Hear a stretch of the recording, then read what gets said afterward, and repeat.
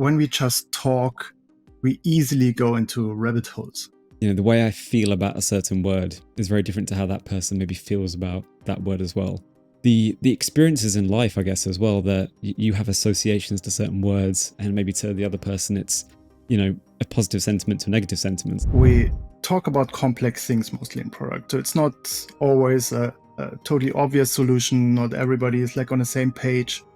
And it's quite tricky to move between these levels of abstraction. Okay, we have different viewpoints. Let's start to align on one shared picture. I'm not a big fan of jumping into a meeting with 10 people and making a workshop out of it. It often doesn't work. It often is just chaos.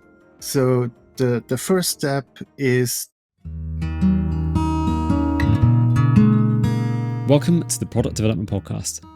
I'm your host, Adam Wakeling. In this episode, I'm joined by Christoph Steinlehner, who is a product management coach, helping product managers and leaders who are feeling stuck in their work and struggling to facilitate between different perspectives in the business.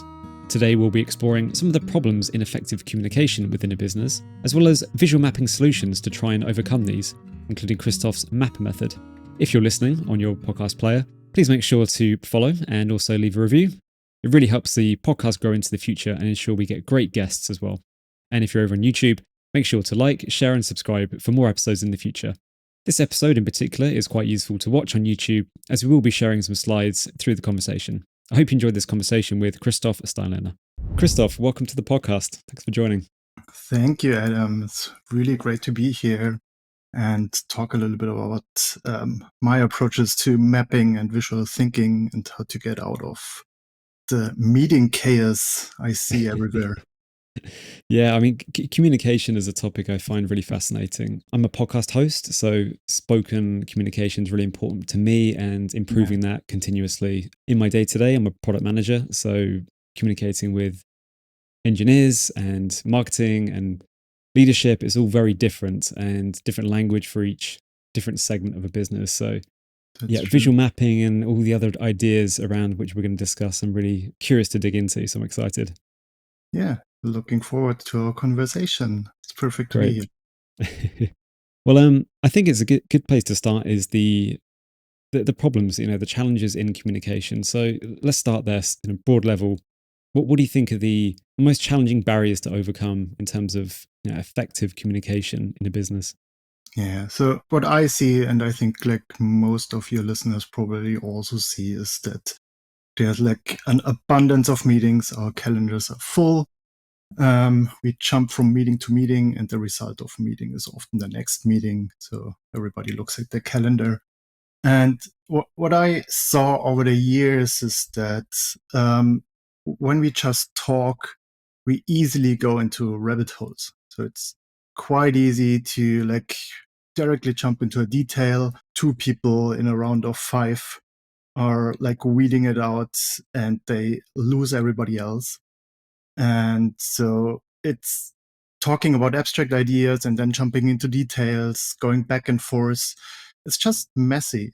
So that's what I see a lot. Yes. So in terms of that messiness, you mentioned, detail and maybe some people wanting to operate at a higher level maybe. And is that a symptom of, departments? Is it a way of, is the product thinking one way? Do engineers thinking another way? And marketing and sales thinking different ways to those? Do you think it's more based on, the different departments in the business? Yeah, I think you have a point there. So of course, we have different disciplines in a room, which we usually have, which is a good thing because we want the perspectives, is that everybody brings their lens. So everybody is if I come in as a product manager and I have a team with engineers and a designer, an engineer will automatically think about okay, how do I solve this? What do I need for that? A designer will talk about the user. As a product person, you're bringing the business perspective, and you have maybe a marketing person there who is really about okay, how can we sell this? How can we communicate about this? And so on and so on. So you bring a lot of different perspectives, and this is not visible for most people. So of course, it's obvious who is talking about what, but it's often not obvious that also what they have in their mind as a mental model is different. So they automatically think about different things, and they don't see that another person might have like really, a different mental model, a different like picture, a different topic or focus of interest. So this is a challenge often. Yeah. I think when you speak to someone, the words we use, the way I feel about a certain word is very different to how that person maybe feels about that word as well. Yeah. And even the meaning and the context and the experiences in life, I guess, as well, that you have associations to certain words, and maybe to the other person, it's a positive sentiment to a negative sentiment. So Yeah. it's very different. What other problems then, apart from maybe that the mental models, can you think of in effective communication? Yeah. So one thing is like we easily use or lose, better said, the bigger picture. So we talk about complex things mostly in product. So it's not always a totally obvious solution. Not everybody is like on the same page. And then it's quite tricky to move between these levels of abstraction. So we quickly jump into the solutioning mode. We quickly jump into this is important and that it is important.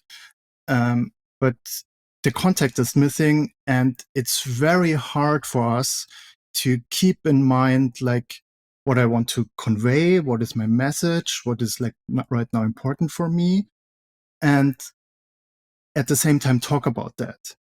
So we have this like keeping the whole context in our head, and at the same time being specific about something is quite tricky. We are just not made for this. I have the feeling.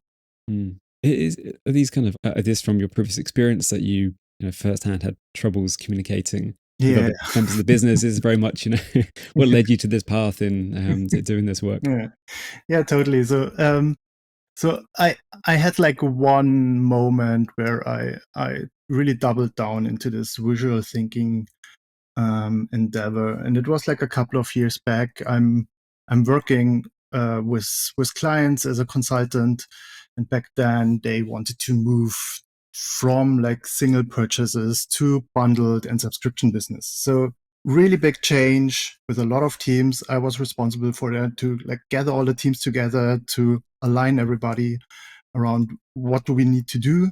Nobody knew who to involve, who knows what, and so on and so on. So I went from meeting to meeting, from one-on-ones, group meetings, and so on. And we're getting completely lost because I just came out of every meeting with like more questions. Group meetings were oftentimes quite a fight because somebody was like, that's not possible, and this is not possible, and you don't see this. And you can imagine like a lot of egos in the room, a lot of like different interests in the room. So it was quite tricky. And I saw this over and over again. I'm like for more than 20 years in this space. So this is like a common experience I saw. Yeah, you think it would be the opposite effect, wouldn't you? That getting all these different perspectives in a room really gets people aligned and has that kind of unique mix of perspectives which bring a better outcome. So it's Yeah. almost kind of ironic that actually it does the opposite in terms of what that you intend it to do. On the visual side of things, then you're involved in what you describe as visual mapping. So what is this concept of visual mapping? Before we get into the mapper method specifically that I know you worked Yeah. on, Yeah. when we talk about visual mapping, what is it? So what is it? So in the end, it's like bringing your thoughts onto paper, and not in a written linear thing, but in a visual thing. So probably most people heard about like customer journeys, user journeys, this kind of things. And in the example I just mentioned, I did exactly this. So I have a background in design, and while I was working there, I mapped for myself. So I made a huge service blueprint. It was more or less my notes. And I just mapped out like the whole customer flow, where we have to intervene, where something might change, and so on and so on. But I did that for myself. So it was like my designer thingy. I didn't share it. It was like, I was like, nobody will understand that. It's totally not helpful. But at some point, I don't know exactly the situation. I can't remember anymore. But I brought this thing up, and what changed was like, then people were like, that's what you mean. And that's, I understand now. Okay. And they saw for themselves the connections. They saw for themselves, like, okay, these are the steps which is our user taking. And I'm just like in this step, but I never was aware this is also happening and this system is involved and this team I might need to communicate better with. So it's like really seeing in front of you the context, but also the detail at the same time. And you can like automatically zoom in and out for that. And we all know this, like Miro boards. We all know like this wall full of stickies. That's what I'm talking about. And this like in a more formalized way, I would say. So is it very much events? Would you call these things in terms of the process? Is it a series of events which you're visualizing in a particular way in order to communicate what you're trying to communicate? Yeah, so there are like a lot of mapping methods, and I didn't invent them. I just use them. But one example, which is pretty common, is like a customer journey map, where you just like write down step by step what is your user doing. So they are landing on your website, they searching for a product, they putting this product into the basket, going through the checkout flow, and so on and so on. So that's like just writing the steps down is usually already a big game changer I have experienced. I quite like on the customer journey mapping when you're also adding the voice of the user or the customer in that process. And it could be, how am I feeling right now? Well, I'm a bit annoyed because I've had to give some extra information that I didn't want to give, or, what is the pain point of that person? And as a product manager, how can you think about getting a gain point to counteract that pain point? And yeah, it's a great process. And things like checkout flows and user journeys, it's really great to map those out for sure. In terms of what your mapper method looks like, then, is that significantly different from the customer journey map style? Maybe you can kind of explain and differentiate that side. Yeah, so it incorporates a customer journey or other mapping techniques, but where I start out is like doing that for yourself in the beginning, or where it's a really small, trustful group, because I'm not a big fan of like jumping into a meeting with 10 people and making a workshop out of it. It often doesn't work. It often is like just chaos.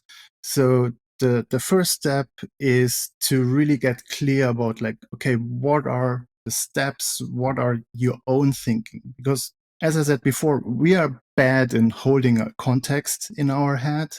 We are bad at like not directly jump into the detail level.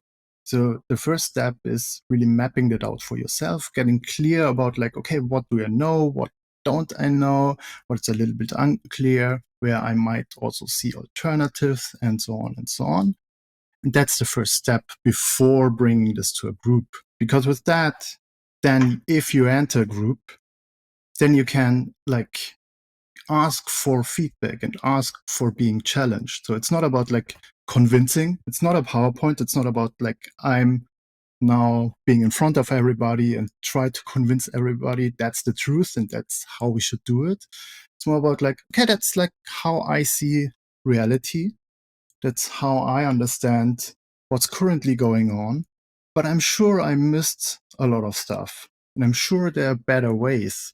So please let's discuss about this thing, about this artifact, instead of I just talk of 10 minutes, explain everything, and then I talk about like the last thing probably I mentioned or something. Some person were like, oh no, that's he got this completely wrong, and now let's fight about that, and so on and so on. So it's like, okay, I got this picture, please take it apart. So is that the start of the mapper process then? The Yeah. mapping your thoughts, essentially, the M of Yes. mapper. Exactly. So the M of Mapper is like map your thoughts. And then the second step is the A, the acknowledge perspectives. So there are a lot of different perspectives. And the good thing is then to acknowledge this, to get like to the, okay, we have different viewpoints. let's start to align on one shared picture. How do everybody in the room sees this, to be able then to come to the next step, which is point out the assumptions and risks. Because we often jump direct to, let's do this now. But the thing is, like, if we have everything in front of us, we can say, like, okay, here we have like different perspectives, for example. So you think it's like that.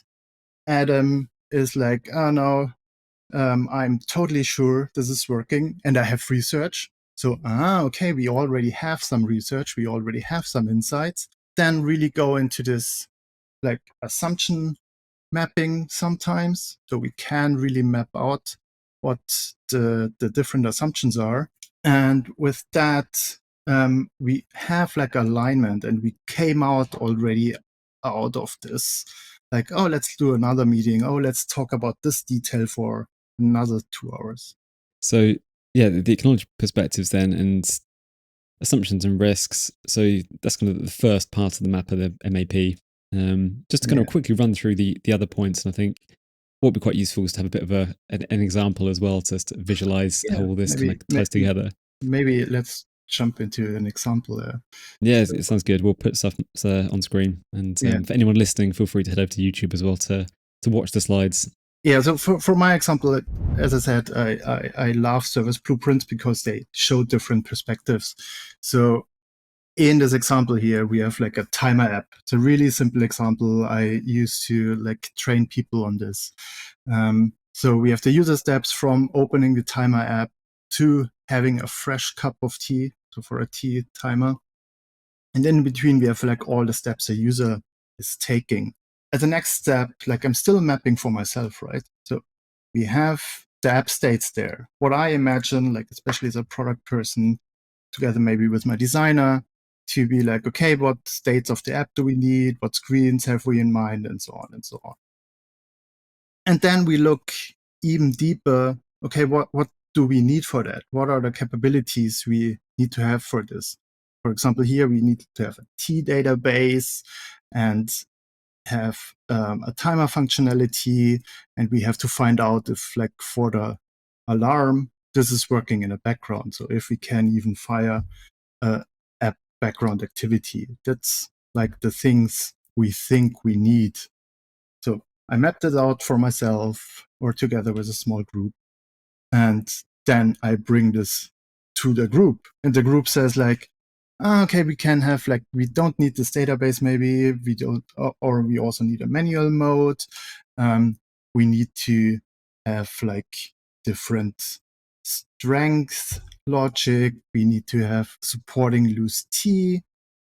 Also, not everybody is like brewing a cup of tea. What's about a pot, and so on and so on. That's like a usual discussion. If you bring something like that, everybody can challenge this. It's not like a completely open field, and you will probably stop at, oh, how is the database layout, and where do we get the data, and so on and so on. But it's like, okay, that's the overview. Let's discuss this. And it's way easier to facilitate a discussion around this if you have like this artifact, and you can bring people back and be like, okay, yeah, let's talk about this database later. We have like, let's look at the higher picture. Is everybody okay with that? What are the issues? And so on and so on. And then we go into the assumptions. So here is an easy assumption map from, on the one axis, we have evidence. We already know this is working, or we have no evidence. It's a big question. It's like people are confident or less confident, but we don't have really any insights there, any data, and so on. And the other axis is describing that the importance of this, like how risky is it? So, okay, if this doesn't work out, we have like 10 alternatives. It's easy to fix this, to like, oh, if this is not working, we really have a problem. We really have to rethink this thing. And this makes it pretty easy to then go into the next step. Just before we do, actually, the importance matrix that we're kind of seeing with, high importance at the top, unimportant at the bottom, and have evidence and no evidence on the other axis. Is this something that you could potentially easily change with a different model, whether it's I suppose other prioritization approaches, whether it's customer Yes. satisfaction and importance of that. Yes. If it's met in the market already, essentially. So it's not a strict like you have to do this method and then that method. It's more a way of approaching things. Yeah, gotcha. So instead of like using a service blueprint or a customer journey, I can also use a KPI tree. If I discuss about like, okay, how are our metrics influencing each other? How do we connect like really user actions to our revenue model? I can start with a KPI tree and then go like when we point out the assumptions, can mark in this KPI tree, for example, what outcomes are we are not sure that they are really connected. So we can say like, okay, let's look at some data again, or let's go into some user research and so on and so on. Hmm. So it's like typical product discovery. It Yep. is very different depending on the situation, depending on your context. It's a drop in. So use whatever works there. You can work also here with like a prioritization framework. Can also work with like really other models. My approach is really to visualize this and guide through this process. Gotcha. Excellent. So, what's next then? So yeah, so the next thing is to plan and act. So the second P is planning and acting. So I have out of my assumption mapping in this example, the two things which are risky and I don't know a lot about that. So I define some actions. So in this example, I said like, okay, we think everybody wants this TD database, but we are not really sure. So let's do some behavioral research to look like how are people actually brewing their tea? How are they like coming up with like how long and what temperature and so on and so on. The other thing is like more from a technical perspective. So there we have like, again, there's different perspectives from a developer might say like, okay, I think we can do this, but I'm totally not sure. So there is like, okay, let's look into the documentation and let's try to build a tiny prototype before really investing heavily time in developing like the screens and so on. Mm. So there we have like clear actions, and this can all happen in one meeting. I guess it's also a good way to bring in the classic product trio and bring in user research, product design, and obviously engineering to the equation, and really Exactly. focus on the things that you need to be focusing on early on to make the right decisions. Exactly. Yeah. Thanks for pointing this out. Mm. It's really about again bringing the perspectives together and then committing to next actions instead of being stuck in this. Let's discuss everything. Let's get stuck at some small detail. The next step, of course, is then evaluating your insights. So we had the assumption, we have our action defined, and then we look at our findings and extract them to insights. So in this example, like the tea database is not that important because everybody knows how to cook their tea. And for the other high risk assumption, we have like an alarm prototype working, and we know that we can fire the alarm from the background. That's like one step further, just then closing also the loop. We can then go back to our initial map and say, okay, we can simplify the step in the beginning. We just have a manual input. We postpone everything else there. We don't need to heavily invest into this like strength choosing or whatever. But while we're talking to users, while we're watching how they cook tea, we found out that the water temperature is an issue. We didn't discuss this before, but we saw something new and we can then like iterate on that. And with that, we begin from the start more or less. So we have the map. We can again call out the assumptions. We can plan for next actions. The cycle gets quicker, of course. But you have this artifact like throughout your discussions. Mm.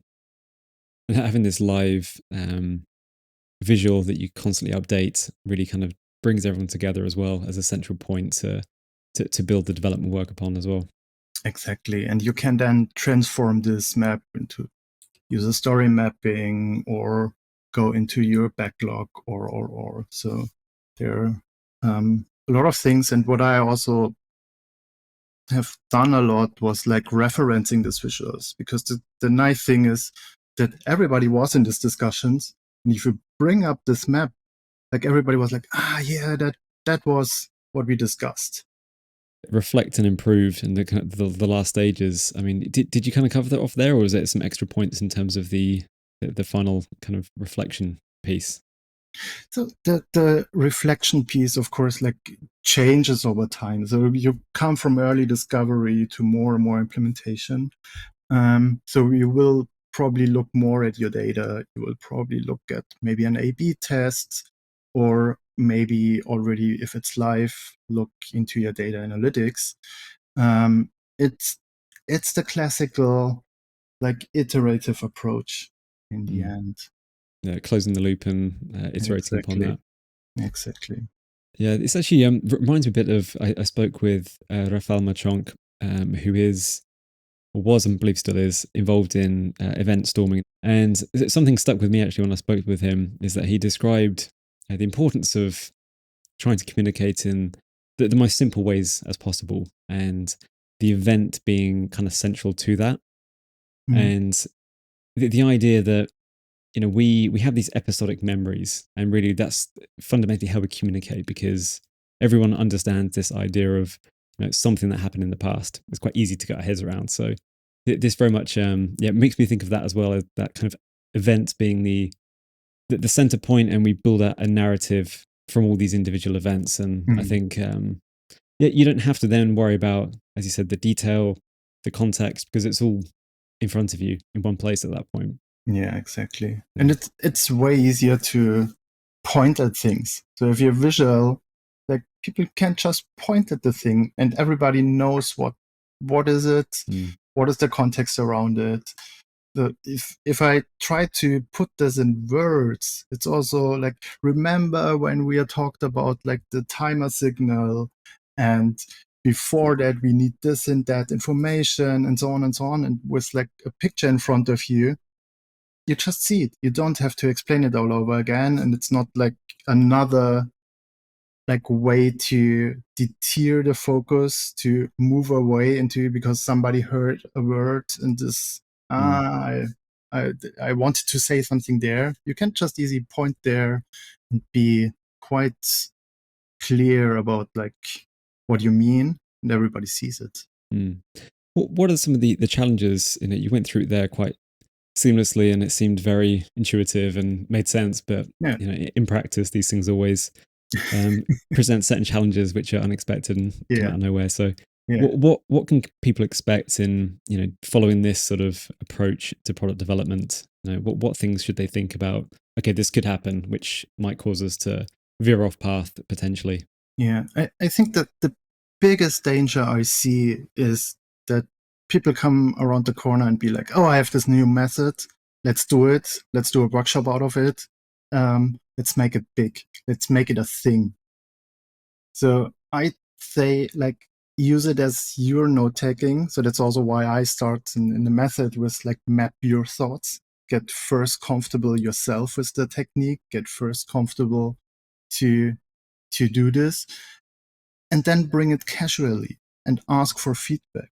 So in most organizations, they're already using like presentations, they're all using whiteboarding, they're already using like some visual artifacts. Bring this as another option, and then be really open for feedback, and try to use this as a facilitation and conversation tool, and not as like, that's the framework and we have to do it, and it's the new cool stuff I heard on Adam's podcast, so we Mhm. have to do it. So yeah.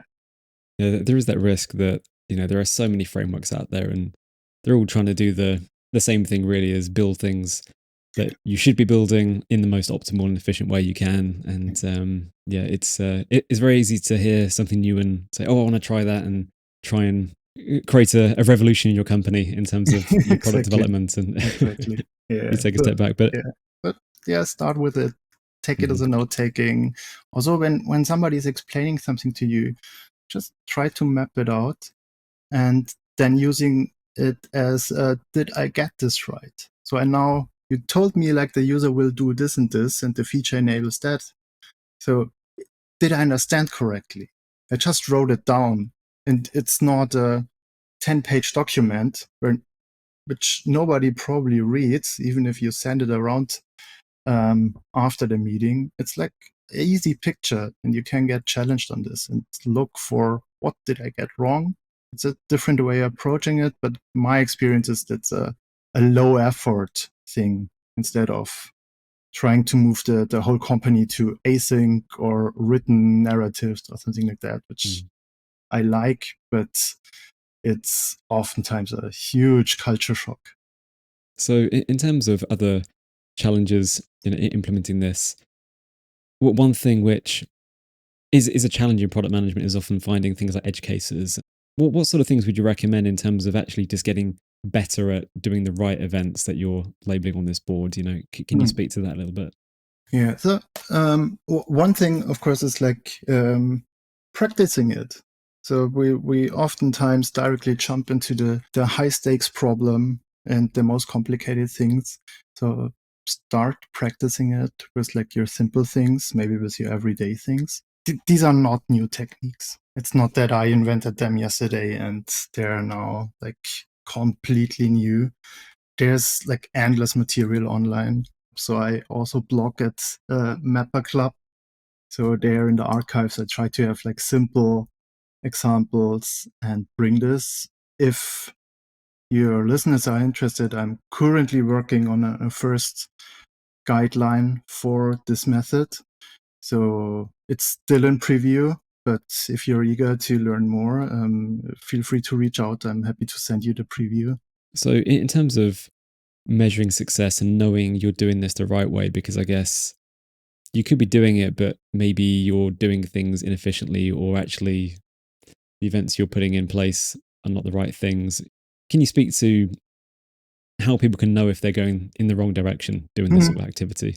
Of course. So the first thing is probably nobody will blame you for shorter meetings and for less crazy email communications.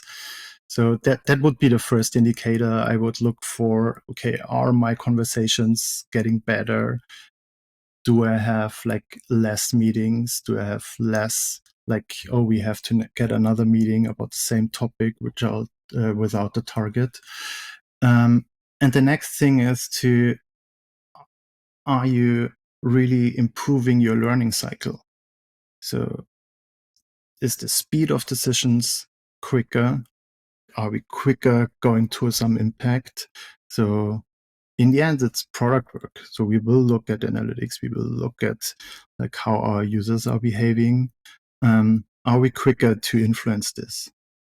On the resistance side of things, because potentially there is resistance either from leadership or maybe just Hmm. people higher up in the hierarchy of your company. Maybe you're a product manager wanting to do more of this mapper method, visual mapping, but your director of product is very much, no, I want long product requirements documents with detailed technical elements. Yeah. How can you bridge that gap, do you think? You can like combine these things. So if you're asked to do like long written documents, you can reference the thing. So this can be pre-work to your document. You might be able to like also just say in some parts of it, okay, look at this customer flow. So I don't describe it like in long sentences, but it can just like do the short version and say like, okay, here's like all the nitty bitty details. That would be a first step for me to combine it, bring it as like an additional method, and then slowly change. Like my experience is really um, that these things get embraced. And of course, you also will do some PRDs probably. You also will do some Jira tickets and so on and so on. But probably you don't have to write that much anymore and can use this as a shortcut. I guess this is something where generative AI can probably help as well, because you don't want AI writing, long documents for you from scratch, really. Having this sort of visual map and having Mm. all the events listed with a very clear context, because generative AI needs that context to really understand what you're trying to achieve. So, do you see generative AI having a really useful output from this visual work as an input? Yeah, so I played a little bit around with like ChatGPT and throwing map at this. It's surprisingly good in like describing what the AI is seeing. Until now, I don't see that much production for maps. There's a little bit of things. I saw that, like, for example, Simon Wardley is playing around with Wardley maps, but the results are like valid Wardley maps, but the content is not that great. So I think it's hard, because then you again have the problem, you need to feed the AI all your conversations, all your discussions to make out this map. And I don't think like the map is the result. It's not that the map itself as an artifact is really the result. It's more about like the conversation you can have with that, and it's more like to concentrate. So maybe there will some product in the future. Currently, I don't see that much, but let's see. Well, yeah, before we wrap up, one thing I'd like to ask you on, which is away from the visual side, because obviously that's just one component of the communication between individuals and teams. What are you thinking about when you're wanting really good, effective communication with other team members, outside of just this visual piece? Hmm. When you're thinking about the spoken word or, language you're writing down, any advice beyond just the actual mapper method that you Yeah. can share with people about just having great communication in between teams? Yeah. So for me, it's a lot about like understanding where people are coming from. So understanding what they have actually in mind. So they express something, and then like getting one step deeper. So ask like, okay, where you're coming from them. So for example, for feature requests, we as product people always have this, like somebody's approaching us with like their great idea. And sometimes it's great. Sometimes it's like a little bit like out of the blue. Um, so really ask where they're coming from. So what situation do they have in mind? What does it solve? And so on and so on, to to get like to what they actually want to say, because we just say what's in front of our mind, and we think like everybody has like the context we have, but nobody has that. So asking questions, dig a little bit deeper, is usually my approach. Yeah, definitely. I agree. I think, in my day to day, I have a Trello board that I use internally, which if people got any ideas, they can contribute towards the product development. Oh yeah. And, each card on there has a thing saying, okay, what's the problem? What are you trying to do? And who is it for? And what Mm. problem does it solve in your opinion? And, Yeah. outside of the PM prioritization and effort, etc., it's really great to get their perspective on what problems that they think it solves, because maybe we think it's in the product perspective it solves a Yeah. different problem to them, but back to your point about perspectives, I think it's really great to get that view Yeah. at a slightly deeper level as well. Yeah. And the curiosity of it. So I think Mm. everybody likes to have like a curious person in front of them, instead of a person who's like, no, I don't want to listen to you, and you just bring your stuff and I don't care, and it's just another thing. So be really like, okay, where are you coming from? That sounds interesting. Let's spend 5 minutes. You don't have to like then talk for 2 hours about the thingy. Just be like, get an idea where they're coming from. Great stuff. Well, yeah, hopefully people are inspired to really think about the communication in their business and their teams, and explore the visual mapping method as well. And I'll make sure to leave some links below in the show notes and in the YouTube description as well, to some of your links that you've provided and shared. So Perfect. yeah, in terms of finding you online, where can people find you? So you'll find me at LinkedIn. That's the easiest thing. Then I write at mapperclub.substack.com, where you can dig deeper into like a lot of visual methods, going a little bit beyond like just the simple methods. And yeah, reach out. I'm happy to talk. I'm always looking for interesting conversations about this topic. So Fantastic. Well, yeah, thanks again. And we'll speak soon, Christoph. Many thanks. thank you so much for having me. It was a pleasure. You've been watching or listening to the Product Development Podcast. If you enjoyed this episode, follow on your preferred podcast platform and subscribe on YouTube. It's really appreciated and helps the channel grow into the future. I'll see you in the next episode.